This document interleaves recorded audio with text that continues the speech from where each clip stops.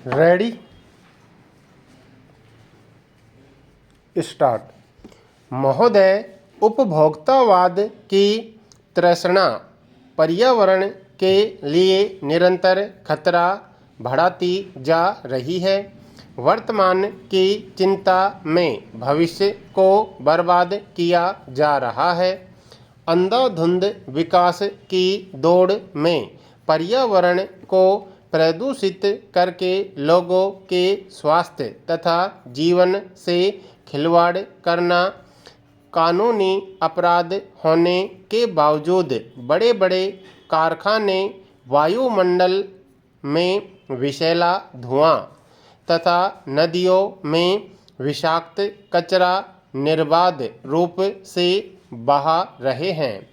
सड़कों पर दौड़ते असंख्य वाहन वातावरण को दमघोंटू बनाने में कोई भी कमी नहीं रख रहे हैं। मासूम लोगों को अनचाहा हानिकारक धूम्रपान करने के लिए विवश होना पड़ रहा है। अकेले दिल्ली की सड़कों पर 29 लाख से अधिक वाहन रोज दौड़ते हैं, जिनसे 1560 टन से अधिक धुआं रोज दिल्ली के पर्यावरण में समा जाता है। इस धुएं के कारण वातावरण में सांस लेना कठिन हो जाता है। आँखों में जलन, सूजन तथा पीड़ा होने लगती है। वाहनों का शोर स्थायी सिरदर्द का कारण बन जाता है। संयुक्त राष्ट्र संघ ने उपभोक्ता के रूप में मनुष्य को स्वस्थ पर्यावरण का अधिकार दिया है। भारत में सरकार ने पर्यावरण प्रदूषण रोकने के लिए जल प्रदूषण निवारण एवं नियंत्रण अधिनियम 1974, वायु प्रदूषण निवारण एवं नियंत्रण अधिनियम 1971 तथा पर्यावरण अधिनियम 1973 बनाए हैं। इनके क्रियान्वयन के लिए केंद्र तथा राज्य सरकारों के माध्यम से प्रदूषण नियंत्रण बोर्डों की स्थापना की गई है। चारों ओर पर्यावरण प्रदूषण के खतरों का शोर मचा हुआ है, फिर भी प्रदूषण का स्तर लगातार बढ़ता जा रहा है। उपभोक्ता अधिकार प्राप्त होने के बाद भी लोग अनजाने ही प्रदूषण के शिकार हो रहे हैं। मिलावट, कम मापतोल से संबंधित मामलों में उपभोक्ता ही क्षति उठाता है, जबकि पर्यावरण प्रदूषण से सभी उपभोक्ता प्रभावित होते हैं। किसी भी प्रकृति प्रदत्त साधन का अवांछित, अनियमित तथा संतुलित उपभोग मनुष्य के लिए तात्कालिक लाभकारी हो सकता है, किंतु इसका पर्यावरण पर दूरगामी प्रभाव पड़ता है।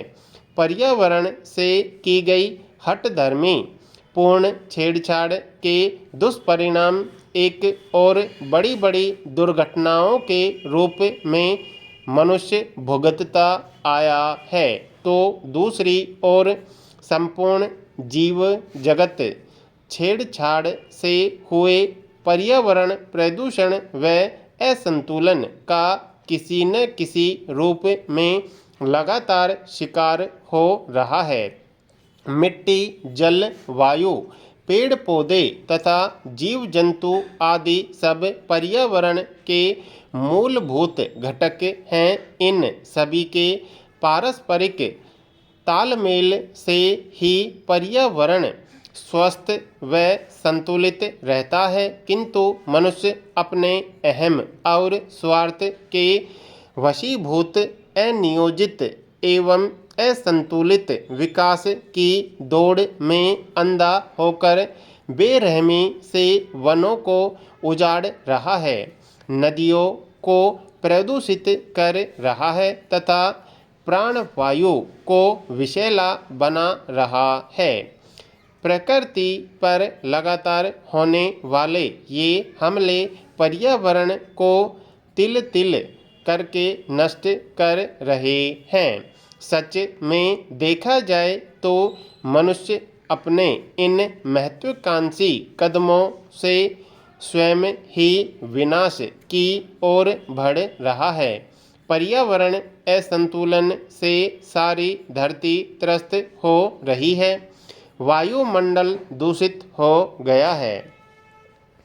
महोदय, ओजोन की रक्षा पट्टी कमजोर होने से तापमान बढ़ता जा रहा है, मौसम का क्रम बिगड़ रहा है, पानी के परंपरागत स्रोत नष्ट हो रहे हैं, भूमि की उर्वर शक्ति तेजी से क्षीण हो रही है, भूक्षरण, मिट्टी कटाव, बाढ़, अकाल आदि की विभीषिका तेजी से बढ़ रही है, बंजर क्षेत्र व रेगिस्तानों का विस्तार हो रहा है, जीवधारी रोगों से ग्रसित होते जा रहे हैं, जिससे भविष्य की सुरक्षा तथा सुख शांति पर प्रश्न चिन्ह लगने लगा है।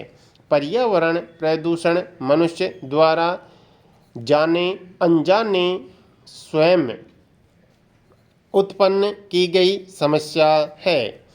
तीव्र औद्योगिकरण, वनों के बेरोक टोक कटाव, नदियों में कूड़े कचरे का प्रवाह, कृषि में रसायनों का असंतुलित प्रयोग और निरंतर तेजी से बढ़ती जनसंख्या आदि द्वारा पर्यावरण को बिगाड़ने के लिए मनुष्य पूरी तरह से जिम्मेदार है। पर्यावरण से खिलवाड़ करके मनुष्य मूर्ख कालिदास की तरह उसी डाली को काटने का प्रयत्न कर रहा है जिस पर वह बैठा हुआ है। कालांतर में पर्यावरण का प्रदूषण मनुष्य के लिए नहीं, सभी जीव जंतुओं के लिए अभिशाप बन जाएगा। आगे आने वाली पीढ़ियां इस अभिशाप के लिए पूर्वजों को कोसती रहेंगी। पर्यावरण प्रदूषण का क्षेत्र निरंतर बढ़ता जा रहा है।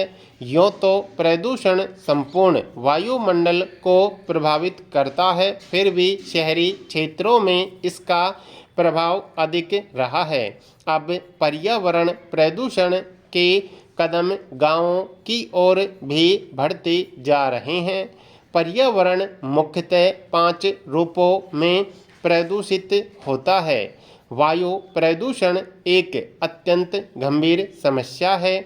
इससे मानव जाति व अन्य जीवों के स्वास्थ्य तथा जीवन के लिए खतरा होता है।